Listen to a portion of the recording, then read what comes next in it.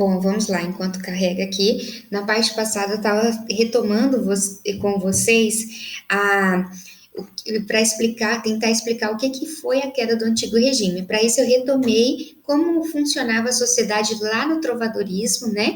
Que era aquela sociedade numa pirâmide social que tinha a nobreza lá em cima, os vassalos lá embaixo, né? O clero ali entre o meio. Essa estrutura social, ela vai se romper aqui no romantismo, justamente porque a burguesia ela começa a se ascender e ela não aceita mais, quem movia a dinâmica social, todo o comércio e dinheiro era a burguesia. Só que a burguesia não tinha acesso a vários privilégios da nobreza, não tinha muita influência política, enfim. E ela começa a se revoltar com isso.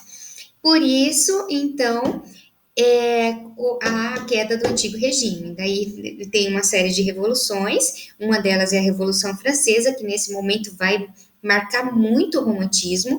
A Revolução Francesa vai trazer o ideal de liberdade. Liberdade é uma palavra que vocês têm que gravar no romantismo, porque ela vai se espelhar na literatura como uma liberdade às regras que tinha no classicismo. Então, lembra o classicismo não, o arcadismo, que é o último período. Lembra que o arcadismo se refugiou num monte de regras fixas?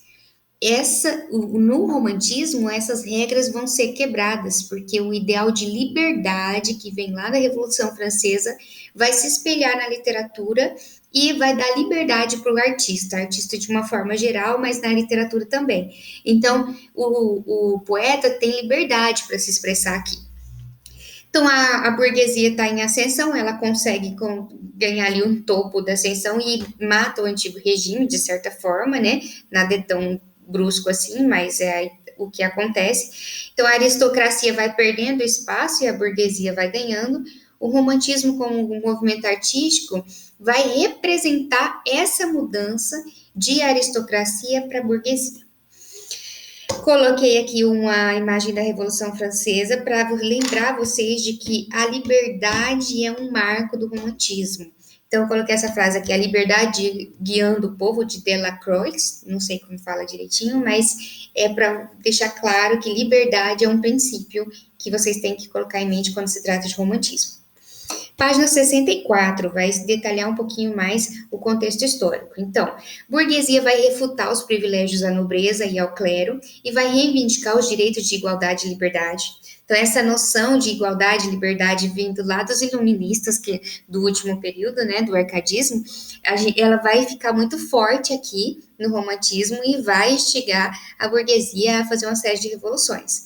As revoluções burguesas, então, elas começaram na Inglaterra, no final do século XVII. Essa luta vai se consolidar quase um século depois, mais ou menos em 1789, quando se torna um marco histórico contra o regime absolutista. Ela só foi conquistada com armas, de fato, na França, na Revolução Francesa. No restante do continente europeu, essa revolução esteve atrelada à Revolução Industrial, não precisou de uma guerra específica. A própria Revolução Industrial deu espaço para a burguesia.